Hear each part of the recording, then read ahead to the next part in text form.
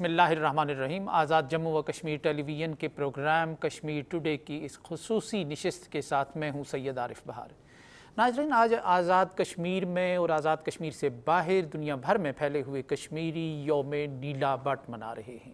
یوم نیلا بٹ 1947 میں جب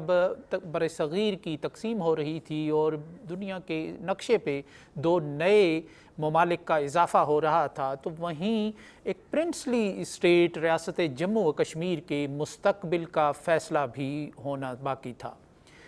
اس ریاست کا جو مہاراجہ تھا وہ اس ریاست کے عوام کی خواہشات کو نظر انداز کرتے ہوئے اپنا جو فرض ہے وہ پورا کرنے میں لیت و لال سے کام لے رہا تھا، یعنی اس ریاست کے عوام کی خواہشات کے مطابق وہ اس ریاست کے مقدر اور مستقبل کا فیصلہ نہیں کر رہا تھا، اور یہ وجہ ہے کہ جو اس ریاست کی آبادی تھی اس میں ایک بے چینی بڑھتی جا رہی تھی۔ لوگ پاکستان کے ساتھ الحاق کا مطالبہ کر رہے تھے، لیکن مہاراجہ اس کے بالکل برعکس چل رہا تھا، اور یہی وجہ ہے کہ پہلے سری نگر میں 19 جولائی کو کشمیری عوام نے اپنی جو رائے ہے، اجتماعی رائے، اس کے اظہار کے لیے الحاق پاکستان کی قرارداد پاس کی، لیکن جب اس پر بھی عمل نہیں ہوا تو پھر 23 اگست 1947 کو نیلا بٹ کے مقام پر ایک جلسہ عام ہوا، جس میں مہاراجہ سے کشمیر کے عوام کی خواہشات کے مطابق اس ریاست کے مقدر اور مستقبل کا فیصلہ کرنے کا مطالبہ کیا گیا، اور یہیں سے پھر وہ چنگاری پھوٹ پڑی جس نے مہاراجہ کے استخوان میں ایک لرزہ طاری کیا، اور ایک مسلح مزاحمت آزاد کشمیر کے اس علاقے میں شروع ہوئی۔ یہ کشمیر کی داخلی مزاحمت کی ایک علامت اور پہچان تھی۔ اس دن سے لے کر آج تک یوم نیلا بٹ کو کشمیر کی داخلی مزاحمت اور مہاراجہ کے خلاف ایک مسلح مزاحمت کے آغاز کے طور پر منایا جاتا ہے، اور آج اسی موضوع پر گفتگو کرنے کے لیے ہم نے آزاد کشمیر کی دو معروف شخصیات کو یہاں اسٹوڈیوز میں مدعو کر رکھا ہے کہ جو اس دن کی تاریخی اہمیت اور پس منظر پر روشنی ڈالیں گے۔ ہمارے پہلے مہمان ہیں آزاد کشمیر کے معروف دانشور، سکالر اور جانی پہچانی شخصیت، شاعر، ادیب اور تجزیہ نگار علامہ جواد حسین جعفری صاحب۔ ان کے ساتھ تشریف رکھتے ہیں آزاد کشمیر کے سینئر صحافی، دانشور، تجزیہ نگار جناب خضر حیات عباسی صاحب۔ آپ دونوں حضرات کا بہت بہت شکریہ۔ علامہ صاحب، آپ سے گفتگو کا آغاز کریں گے کہ یوم نیلا بٹ جو ہم مناتے ہیں 23 اگست کو ہر سال، اس کا پس منظر اور اس کی اہمیت میں چاہوں گا کہ نئی نسل کے لیے آپ اس پر کچھ روشنی ڈالیں۔ یوم نیلا بٹ بنیادی طور پہ ایک ہمارا وہ نقطۂ آغاز ہے جب ایک کلمنیٹ ہوئی ہماری جو ایک جدوجہد تھی، جو ایک طویل عرصے پہ مشتمل ہے۔ ابھی برصغیر پاک و ہند کے کسی علاقے میں اس طریقے سے مزاحمت کا آغاز نہیں ہوا تھا، یا لوگوں نے اس طریقے سے آواز بلند کرنی شروع نہیں کی تھی کہ جب کشمیر کے لوگوں نے ایک ریزنٹمنٹ اپنی جو ہے وہ شو کرنی شروع کر دی۔ اگرچہ ادھر انگریز ڈائریکٹلی انوالو نہیں تھا، یہ ایک پرنسلی اسٹیٹ تھی جس کا مہاراجہ جو تھا وہ ایک حد تک اس کا خود مختار حکمران تھا اور اس کی عملداری تھی، لیکن اس علاقے کے لوگوں نے اس کی عملداری کو یا اس کی حکمرانی کو بھی دل سے کبھی قبول نہیں کیا۔ جس طرح کی کشمیریوں کی تاریخ ہے، انہوں نے مغلوں کی ہو، وہ افغانوں کی ہو، وہ سکھوں کی ہو، کسی انویڈر کو یا کسی بھی غاصب کو یا کسی بھی حملہ آور کو اس کا مذہب کیا تھا، ٹھنڈے پیٹوں قبول نہیں کی، ٹھنڈے پیٹوں یا دل سے اس کو ایکسیپٹ نہیں کیا، اس کو ایکسیپٹنس نہیں دی۔ تو اسی طرح پھر یہ جو آزادی کی چنگاری ہے یہ یہاں سلگتی تھی، اور کبھی کسی صورت میں، کبھی کسی صورت میں، کبھی وہ ریشم خانہ کی آپ نے دیکھا، اس کے وہ مزاحمت کی تحریک وہاں آیا۔ پھر 13 جولائی کو اس کا ایک اور بڑا ووکل جو ہے اظہار وہ سامنے آیا، جس میں 24 نوجوان جو ہیں انہوں نے اپنی قربانی پیش کی، اور وہ بھی اسی آزادی کا ایک صورت تھی، اور اسی ریزنٹمنٹ کی، وہی جو لاوا اندر پک رہا تھا، وہی جو ناخوشی تھی ان کی، اور وہی جو آزادی کی تڑپ تھی، تو اس کا اظہار تھا۔ اور اس کے اظہار کے وہ آپ نے دیکھیں کہ وہ 22 کے 22 نوجوانوں نے اپنے سینے پہ گولیاں کھائیں۔ تو پھر اب جب 1940 میں جب قرارداد لا کے پاکستان منظور ہو گئی تو اس کے بعد یہ صورت جو تھی اس کو اور زیادہ مہمیز ملی، بلکہ اس سے پہلے ہی مسلمانوں نے جس طرح کہ پاکستان مسلم لیگ بنی اسی کی اس میں کشمیر کے اندر آل جموں کشمیر مسلم کانفرنس کی سن 1932 میں بنیاد رکھ دی گئی، اور اسی طریقے سے ایک سیاسی انداز میں اور سیاسی پیرائے میں اپنی فکر کو اور اپنے نظریے کو اور اپنی جد و جہد کو آگے بڑھانا منظم کرنا شروع کر دیا اور آگے بڑھانا شروع کر دیا۔ لیکن جب 14 اگست سن 1947 کو جب ایک معجزہ رونما ہوا اور جس طرح کے لوگوں کو ایک سمجھیں کہ ان کے لیے عید کا چاند نظر آ گیا کہ پاکستان کا اعلان ہو گیا، اور ریڈیو سے یہ صدا جب بلند ہوئی کہ یہ ریڈیو پاکستان ہے، تو یہ لوگوں کو اپنے کانوں پہ یقین نہیں آ رہا تھا، اور وہ سوچتے تھے کہ کس طریقے سے پروردگار نے اتنا بڑا احسان کر دیا۔ تو یہ خوشی اور یہ جو نوید تھی اس نے بھی ایک مہمیز دے دی کشمیر کے مسلمانوں کے، اور کشمیر میں تو یہ ایک نوشتہ دیوار تھا کہ یہ کیونکہ کثیر مسلم آبادی کی ریاست تھی اور اس کا پاکستان کے ساتھ شامل نہ ہونے کا کوئی جواز نہیں تھا، یعنی نوشتہ دیوار تھا کہ یہ پاکستان کا حصہ ہے، تو اس لیے زیادہ خوشی لہرائی گئی۔ طول و عرض میں کشمیر کے چراغاں ہوا، لوگوں نے سیلیبریٹ کیا 14 اگست کو اور پاکستان کے بننے کو، اور اس وقت دو ہی بڑے انسٹیٹیوشن ہوتے تھے حکومت کو جو ریپرزینٹ کرتے تھے، ایک ڈاکخانہ ہوتا تھا اور ایک تھانہ ہوتا تھا۔ درست، تھانے اور ڈاکخانے کے اوپر پاکستان کے پرچم لہرا دیے گئے، اور یہ اس بات کا اظہار تھا کہ یہ خطہ اور علاقہ عملداری قائم ہو چکی ہے۔ لیکن اس کے پیرالل جو ہے وہ کانگریس مہاراجہ اور ڈوگرا مہاراجہ جو تھا اس کے وہ ایک اپنی سازش کے اندر اور اپنے تانے بانے بننے کے اندر مصروف تھے۔ تو جب یہاں کے لوگوں نے یہ سمیل کیا کہ یہ بات کہیں دوسری طرف جا رہی ہے، کہ جو ہم خوشی منا رہے ہیں یا جو ہم اپنے اس کو اپنے خوابوں کی تعبیر سمجھ رہے ہیں، تو ہمارے خوابوں کو تعبیر دینے کے بجائے ہمارے خوابوں کو چکنا چور کرنے کی کوشش کی جا رہی ہے، اور یہ غلامی کی شب دیجور جو ہے اسے ایکسٹینڈ کیا جا رہا ہے، اور یہاں پہ یہ صبح آزادی کے سورج کو طلوع ہونے کے راستے میں یہ بہت سارے بادل آ گئے ہیں، اور انہیں ہٹانے کی کوئی سبیل کرنی پڑے گی۔ تو یہ جو اگست کا مہینہ جب شروع ہوا تو ایکٹیویٹی شروع ہو گئی، یہ 14 اگست کے بعد ایکٹیویٹی شروع ہو گئی ہے اس علاقے سارے میں۔ تو پھر اسی کے نتیجے میں 23 اگست سن 1947 کو دیر کوٹ کے نواح میں ایک بلند ٹیکری ہے جسے نیلا بٹ کہتے ہیں، تو یہاں سے یہ جو ہمارے باغ کا علاقہ، لاولا کوٹ کا علاقہ، مظفر آباد کا علاقہ، ان کے درمیان میں یہ جگہ آتی ہے، اور یہاں سے یہ سارے ایریا جو ہے یہ دکھائی دیتا ہے، اور بڑی خوبصورت جگہ بھی ہے وہ۔ تو یہاں پہ ارد گرد کے سارے قبائل جو تھے ان کے نمائندگان جو تھے، ان میں سارے قبیلوں کے لوگ جو تھے، ساری برادریوں کے لوگ جو تھے وہ شامل تھے، اور ایک وہاں پہ جلسہ منعقد ہوا جس کی صدارت پیر شمشاد حسین شاہ صاحب نے کی۔ تو وہ جلسہ بنیادی طور پہ ایک اس بات کی دلیل اور غمازی تھی کہ اب ہم نے یہ جو لیت اللہ کا جس طرح آپ نے اپنی گفتگو میں کہا سے کام لے رہا ہے مہاراجہ، اب ہم نے اس کو ڈھیل نہیں دینی ہے، اور جو پاکستان کا وجود عمل میں آ گیا ہے تو کشمیر کو اس دھارے میں شامل کرنا ہے۔ اس میں ایک 23 سالہ نوجوان جن کا نامی اس میں گرامی تھا، سردار محمد عبدالقیوم خان، یہ سعادت ان کے حصے میں آئے گی۔ انہوں نے اس جلسے کے اندر بہت جوشیلی اور ایمان افروز تقریر کی، جس میں انہوں نے ایک پورا چارٹر اور پورا لائحہ عمل بیان کیا، اور بتایا کہ یہ اب ناؤ اور نیور والا مسئلہ ہے کہ اگر ہم نے اس وقت پوری قوت کے ساتھ ہم اٹھ کے کھڑے نہیں ہوئے، اور ہم نے اپنے آپ کو پاکستان کے ساتھ کھڑا نہیں کیا، اور ہم ہم نے کوئی ڈھیل دکھائی یا درست۔ کمزوری دکھائی. اچھا یہ دیکھیں بڑی فراست والی بات تھی درست کہ واقعی اگر اس وقت ہم یہاں دیکھیں آپ مقبوضہ کشمیر کا معاملہ الجھ گیا تو الجھ گیا. درست۔ اب وہ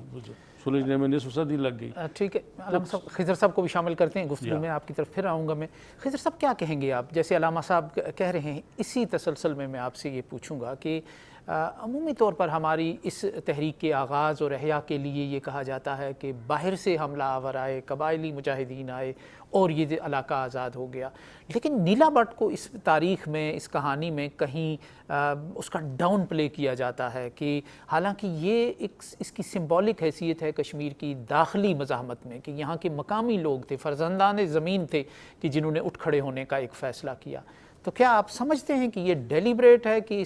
اس کا جو داخلی پہلو ہے اس کو کم کیا جائے؟ شکریہ عارف بار صاحب. بالکل آپ نے بجا فرمایا کہ یہ جو نیلا بٹ میں 14 اگست کو جب بر صغیر کی تقسیم ہو گئی، پاکستان اور انڈیا کے نام سے دو ملک معرض وجود میں آ گئے، تو اس وقت کشمیریوں نے، جس طرح علامہ صاحب نے بہت تفصیل کے ساتھ بتایا، کہ کشمیریوں کے اندر ایک بے چینی پیدا ہوئی اپنے مستقبل کے حوالے سے، اور اس بے چینی کا وادی کشمیر میں اور جو مقبوضہ جموں ہے، جس کو آج کل ہم مقبوضہ جموں کہتے ہیں، وہاں تو شاید اس کا کوئی بہت زیادہ، چونکہ وہاں کنفیوژن کی ایک کیفیت تھی شیخ محمد عبداللہ صاحب کی جو سیاست تھی اس وقت اور ان کا جو موقف تھا اس کی وجہ سے. لیکن یہ جو ریجن ہے، یہ پونچھ کا ریجن ہے اور یہ جو آج علاقے آزاد کشمیر کے اندر شامل ہیں، ان کے اندر بے چینی پیدا ہوئی اور وہاں لوگوں نے نیلا بٹ میں جمع ہو کر سردار عبدالقیوم خان صاحب کی قیادت میں وہاں جو ایک لائحہ عمل طے کیا گیا کہ ہم نے کیا کرنا ہے اس کشمیر کے مستقبل کے حوالے سے. تو میں یہ سمجھتا ہوں کہ یہ بالکل داخلی مزاحمت تھی، مقامی لوگ اس میں شامل ہوئے تھے، اس کی قیادت بھی ہماری مقامی قیادت تھی اور ان کے ساتھ چلنے والے لوگ بھی مقامی تھے، اور ان کی شہادتیں اور ان کی قبریں جو جگہ جگہ ہیں وہ یہ بتاتی ہیں کہ یہ تحریک جو ہے یہاں کے مقامی لوگوں نے شروع کی تھی. درست. قبائل آئے وہ بعد کی بات ہے، اور ان کے جذبات کی عکاسی اور کرتی تھی. جذبات کی عکاسی بھی کرتی ہے. قبائلیوں نے کلمے کی بنیاد پہ، اسلام کی بنیاد پہ، ایک اسلامی بھائی چارے کی بنیاد پہ یہاں کے لوگوں کا ساتھ دیا، لیکن وہ فیصلہ کن ان کا کوئی کردار نہیں تھا، بلکہ مقامی لوگوں کا ہی کردار تھا اور مقامی قیادت کا ہی کردار تھا. تو علامہ صاحب جہاں سے گفتگو کا سلسلہ ٹوٹا تھا، میں چاہوں گا کہ آپ وہیں سے شروع کریں، اور اس میں یہ کہ سردار عبدالقیوم خان جو نوجوان جس کا آپ ذکر کر رہے ہیں، ان کا اس سارے معاملے میں رول کیا بنتا تھا؟ ایک تو جس طرح فیضر صاحب نے کہا، قبائلیوں کا جو کوئی جو ان کا وہ اب ان کا جو بنتا رول بنتا وہ بھی اس ریجن میں بنتا. ادھر وہ یہ اس طرف سے آئے گڑھی حبیب اللہ سے مظفر آباد کی طرف سے اور مظفر آباد کی طرف سے، اس سری نگر کی طرف جو پنچ کی طرف جو تھا وہ ٹوٹلی انڈیجنس اس طرف وہاں کے لوگ ہی تھے، اور ادھر کسی کی مدد کی ضرورت بھی اس لیے نہیں تھی کہ وہ سارا ملیٹنٹ بیلٹ ہے. اسی طرح میرپور سائڈ پہ بھی آپ کی ہمارے جو لوگ تھے وہ انگریز کے دور میں بھی وہ فوج میں تھے، جو پنچ کے لوگ تھے، اور مہاراجہ کی فوج کے اندر بھی، تو ان کا بنیادی طور پہ بڑا ملیٹنٹ بیلٹ تھا. اس کے اندر ٹرینڈ فوجی لوگ موجود تھے، اور انہوں نے جب وہ یہ سلسلہ شروع ہوا تو انہوں نے اپنا مورچہ سنبھال لیا. تو یہ ہم بات کر رہے تھے کہ جب یہ جلسہ منعقد ہوا اور وہاں انہوں نے اس بات کا عہد کیا، حلفاً عہد کیا کہ ہم اب یہاں سے واپس اپنے گھروں کو نہیں جائیں گے، اور جب تک کہ ہم یہاں سے ڈوگرا کو بھگاتے نہیں اور یہاں پہ ہماری اپنی حکومت قائم نہیں ہوتی، اس وقت تک ہم واپس اپنے یہ حلف وہاں پہ نیلا بٹ کے اوپر جو ہے مجاہدین اکٹھے تھے ان سے دیا گیا. اور مجاہد اول سردار محمد عبدالقیوم خان صاحب نے اس ساری کارروائی کی. اب یہ ایک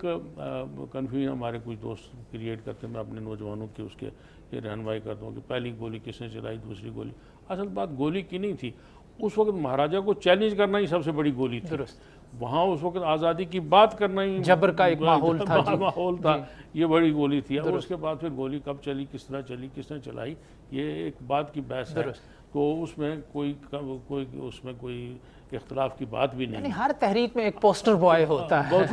وہ کریڈٹ گوز ٹو سردار محمد عبد القیوم خان، وہ ابھر کر سامنے آئے اور پھر انہوں نے اس تسلسل کو جاری رکھا. درست. بات یہ ہوتا ہے کہ چوٹی پہ پہنچنا بھی بڑا مشکل ہوتا ہے، لیکن وہاں پہ کھڑے رہنا وہ اس سے زیادہ مشکل ہوتا ہے. کوئی مقام حاصل کرنا مشکل ہوتا ہے، لیکن پھر اس مقام کو سسٹین کرنا، اس کو برقرار رکھنا، وہ اس سے زیادہ مشکل ہوتا ہے. سردار محمد عبد القیوم خان نے اس کے بعد آنے والی زندگی میں بھی پھر اپنے آپ کو تحریک آزادی کشمیر سے ڈسوسیٹ کسی طرح نہیں ہونے دیا. ایسوسیٹ رہے، اس کے ساتھ منسلک رہے. وہ علمی محاذ پہ بھی رہے، سیاسی محاذ پہ رہے، فکری محاذ پہ رہے، سفارتی محاذ پہ رہے اور عسکری محاذ پہ بھی رہے. یعنی انہوں نے تمام جو محاذ تھے ان کے اوپر اپنے آپ کو اس کے ساتھ تحریک آزادی کشمیر کے ساتھ وابستہ رکھا، جو اس بات کی دلیل ہے کہ ان کے اندر وہ قائدانہ صلاحیتیں موجود تھیں جن کا اظہار 23 اگست 1947 کو نیلا بٹ کے مقام پہ ہوا تھا. اب یہ جو نیلا بٹ کے اندر جو جلسہ ہوا اور جس کا میں نے آپ کو کہا کہ وہاں یہ عہد باندھا گیا کہ ہم یہاں سے واپس گھر کو نہیں جائیں گے، تو یہاں سے یہ جو مواب تھا یا یہ جو مجمع تھا یا یہ جو مجاہدوں کا کٹ تھا، یہ یہاں سے یہ نالہ مال کو راستہ بناتے ہوئے اور ان پہاڑوں کو راستہ بناتے ہوئے ادھر سے باغ کی طرف یہ چلے گئے. کیونکہ اس علاقے کا جو تحصیل ہیڈ کوارٹر تھا اس وقت تو ضلع پنچ تھا اور اس کا جو تحصیل تھی وہ باغ تھا. تو جو تحصیل ہیڈ کوارٹر تھا وہ باغ تھا. تو یہاں پھر اس کا یہ طے پایا کہ اب یہاں سے، یہ تو چھوٹی جگہ تھی نیلا بٹ، ایک مضافات تھا یہاں، اس لیے انہوں نے کیا تھا کہ کیونکہ یہاں سے ارد گرد کے سارے گٹھے بھی ہو سکتے. دوسرا یہ محفوظ جگہ تھی ایک لحاظ سے کہ یہاں پہ کوئی اس بات کا اندیشہ نہیں تھا کہ یہاں مہاراجہ کی بڑی منظم فورس تھی. مہاراجہ کوئی اس طرح کا یہ کوئی ایسا کوئی راجواڑہ نہیں تھا، یہ بڑی منظم فورس تھی اور اس کی بڑی اسٹیٹ تھی، پوری ریاست تھی اور بڑی یعنی دوسری بڑی ریاست تھی پرنسلی اسٹیٹس میں. تو مہاراجہ کیا یہاں پہ اس کی جو فوج تھی یا اس کی جو پولیس تھی یا اس کی مداخلت سے محفوظ رہنے کے لیے اس جگہ کو میرے خیال میں ایک دفاعی حکمت عملی کے طور پہ منتخب کیا گیا تھا. لیکن جب یہاں ایک لائے عمل طے ہو گیا تو اس لائے عمل کے طے ہو جانے کے بعد یہ فیصلہ ہوا کہ اب ہم ایک بڑی جگہ جو کمپیریٹیولی اس کے بعد بنتی ہے وہ تحصیل ہیڈ کوارٹر باغ تھا کہ وہاں ہم جا کے تو اب بڑا جلسہ جو ہے اس کو منعقد. تو چنانچہ یہ یہاں سے باغ کی طرف یہ سارا جو آگے ایک جگہ آتی ہے کھبدر، اس جگہ کا نام ہے، وہ گولی اسی راستے میں، اسی راستے میں وہاں سے کانوائے جا رہا تھا مہاراجہ کی فوج کا. وہاں سے ایک گولی چلی ہے تو وہ کوئی ان کا سپاہی وغیرہ جو ہیں وہ وہاں سے ان کو مارے گئے. تو وہاں سے یہ پھر جو مجاہدوں کا قافلہ ہے یہ چلا باغ. تو باغ سے پھر ہڈا واڑی کے مقام پہ جہاں پہ پھر یادگار شہداء بھی بنی ہوئی ہے، اس کے اوپر وہ تمام شہداء کے جو نام جیسے آپ کہتے ہیں کہ انڈیجنس تھی یہ مومنٹ یا مقامی تھی یا یہ جینون تھی، تو وہ سارے شہداء کے جو نام ہیں جن کی جو وہاں اس جلسے کے دوران پھر وہاں تقاریر جس وقت ہو رہی تھی اور ان عام ایک تھا، اس میں کوئی اس طرح کی مسلح نہیں تھے وہ لوگ اس طرح، لیکن تقریریں ہو رہی تھی اور ایک مہاراجہ کو چیلنج کیا جا رہا تھا، اس کی اتھارٹی کو چیلنج کیا جا رہا تھا. تو ادھر سے انہوں نے پھر گولی چلا دی. گولی کے نتیجے میں وہاں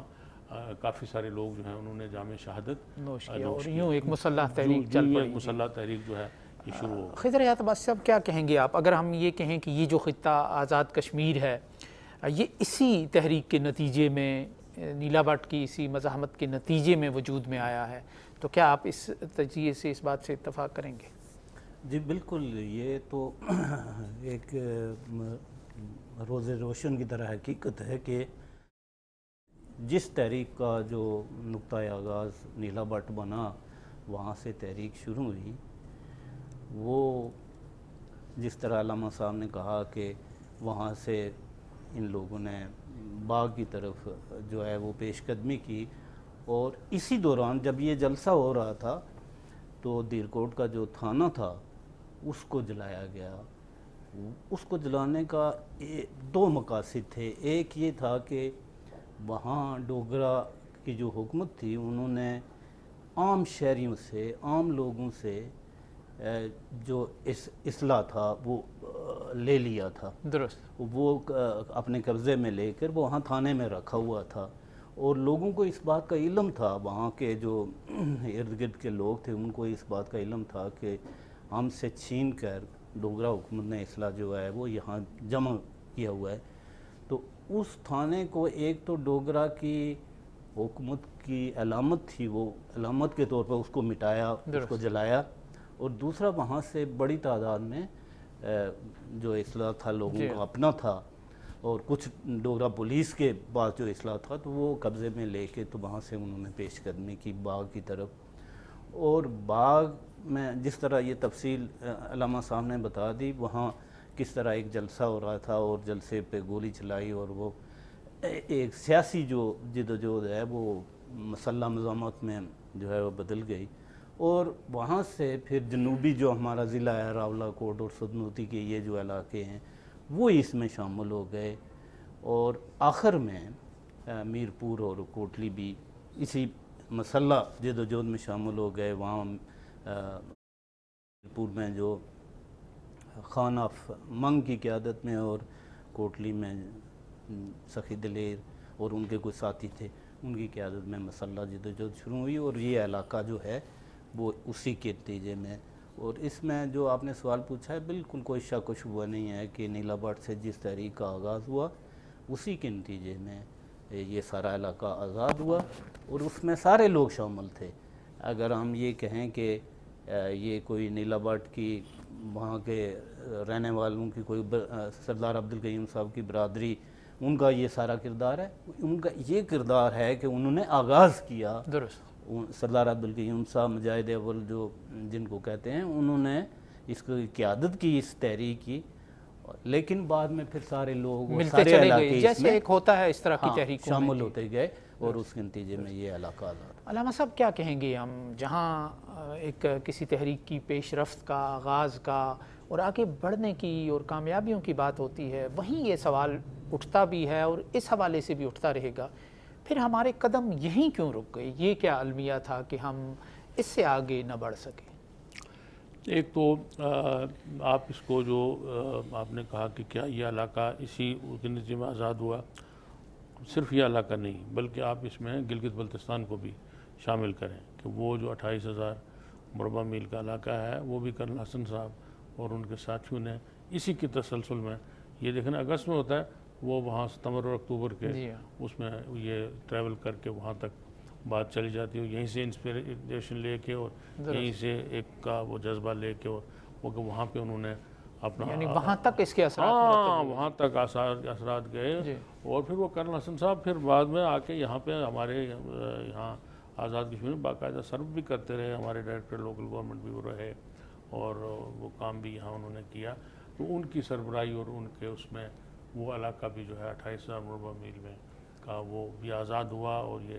ہمارا یہ 4-4.5 مربع میل کا یہ علاقہ بھی، یہ 30-32 مربع میل کا علاقہ جو ہے یہ آزاد ہوا،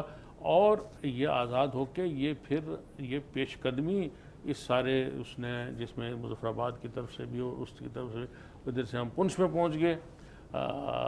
جسے آپ مقبوضہ پونچھ کہتے ہیں، اور ادھر سے ہماری جو مجاہدین تھے انہوں نے جا کے بارہمولہ پہنچ گئے اور وادی کے سمجھے گیٹ وے کے اوپر دستک دینا شروع کر دی۔ تو وہاں پھر جب ہماری یہ جو مجاہدین کے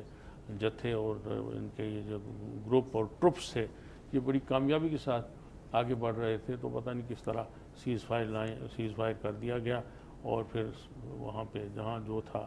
وہاں وہ رک گیا، اور ادھر 27 اکتوبر سن 1947 کو انڈیا نے اپنے ٹروپس جو ہیں اتار دیے سری نگر ایئرپورٹ کے اوپر، تو اس ساری صورتحال ہی تبدیل ہو گئی۔ ادھر سیز فائر ہوا، ہماری بڑھتے ہوئے قدم رک گئے، اور ادھر اس نے اپنا آہنی پنجہ جو ہے اسے فولادی بنا دیا، آہنی کو فولادی میں تبدیل کر دیا، اس لیے کہ انڈین فریش ٹروپس جو تھے وہ تازہ دم کمک جو ہے وہ مہاراجہ کی فوج کو مل گئی، انڈین آرمی کی، وہ انہوں نے ٹروپس وہاں اتار کے تو اپنے قبضے کو مستحکم کر لیا. اور اپنے قبضے کو مستحکم کرنے کے بعد آپ کو پتہ ہے کہ انڈیا سائز میں بھی بڑا تھا، وسائل میں بھی بڑا تھا. پاکستان جو تھا وہ ایک زخم خوردہ ریاست تھی، وہ اس کے معاشی طور پہ کرپلڈ تھا، وسائل سارے معاشی وسائل سارے ادھر رہ گئے تھے، انڈسٹری ساری ادھر رہ گئی تھی، پیداواری مراکز سارے ادھر رہ گئے تھے، دفاعی معاملات سارے ادھر رہ گئے تھے. تو ان کے اوپر اپنا مہاجرین کا ایک اتنا بڑا بوجھ تھا، جو کوئی مشرقی پنجاب سے آ رہے تھے، کوئی جموں سے لٹے پٹے آ رہے تھے. تو پاکستان اس وقت ایک ایسے یعنی جسم کی طرح تھا کہ جس کے ہر رگ و منہ سے خون ٹپک رہا تھا اور رس رہا تھا. تو پاکستان خود اس وقت اس پوزیشن میں نہیں تھا کہ وہ کوئی کشمیریوں کی کوئی بڑی مؤثر مدد کر سکتا. تو آزاد کشمیر کے جو ٹروپس تھے ان کو اس سیز فائر کے نتیجے میں رک جانا پڑا، جہاں جو تھا وہاں وہ رک گیا. اور وہ پھر جو لکیر بن گئی اس وقت، پھر اب جس طرح آپ نے کہا ہمیشہ کے لیے خونی لکیر، وہ خونی لکیر بن گئی. وہ لکیر خونی لکیر بن گئی کہ بھائی ادھر رہ گیا، بہن ادھر رہ گئی، بیوی ادھر رہ گئی، میاں ادھر رہ گیا، بیٹا ادھر رہ گیا، باپ ادھر رہ گیا. ابھی تک پھر یہ جو ڈور الجھی تھی یہ سلجھنے. لیکن اس میں کوئی گھبرانے کی بات نہیں ہے. میں یہ سمجھتا ہوں اس میں امید کی بڑی کرن یہ ہے کہ ہم نے سے مراد ہے کشمیریوں نے گیو اپ نہیں کیا. ہم نے اپنے موقف سے ہم ایک قدم کیا، ایک انچ بھی پیچھے نہیں ہٹے، اور ہم نے پسپائی نہیں دکھائی. اور اتنے طویل مدت تک محاذ پہ ڈٹے رہنا یہ بھی بہت بڑی کامیابی ہے. اور آپ کوئی چھوٹی موٹی طاقت کے مقابلے میں محاذ پہ نہیں ڈٹے ہوئے، آپ ایک 1.5 ارب کی قوم کے مقابلے میں اپنے محاذ کے اوپر ڈٹے ہوئے ہیں. اور اس 70-75 سال کے عرصے کے دوران جہاں سن 1947 میں مسلمانوں نے 3-4 لاکھ لوگوں کی قربانی دی، وہاں یہ جو بات کا تھا اس میں بھی 1.5 لاکھ لوگوں کی قربانی کشمیری مسلمانوں نے مسلسل دے رہے ہیں. تو اس کا مطلب یہ ہے کہ ہم خدا نخواستہ تحریک رکی نہیں یا ناکام نہیں ہوئی، ہم کامیابی سے آگے بڑھ رہے ہیں. یہ الگ بات ہے کہ ہماری کامیابی کی رفتار کتنی ہے اسے میئر کرنے کے لیے اتار چڑھاؤ یہ تحریکوں کا ایک فطری لیکن ہم اپنے محاذ میں ڈٹے ہوئے ہیں اور انشاءاللہ کشمیر کی آزادی تک ڈٹے رہیں انشاءاللہ. بہت شکریہ علامہ جواد حسین جعفری صاحب آپ کا، بہت شکریہ خضر حیات عباسی صاحب آپ کا. ناظرین، آج کی گفتگو سے یہی نتیجہ اخذ ہو رہا ہے کہ قوموں کی زندگی میں جو آزادی کے، حریت کے، ابتلاء و آزمائش کے سفر ہوتے ہیں وہ طویل ہو جاتے ہیں، وہ راستے طویل ہو جاتے ہیں. لیکن اصل معاملہ یہ ہوتا ہے کہ قومیں اپنے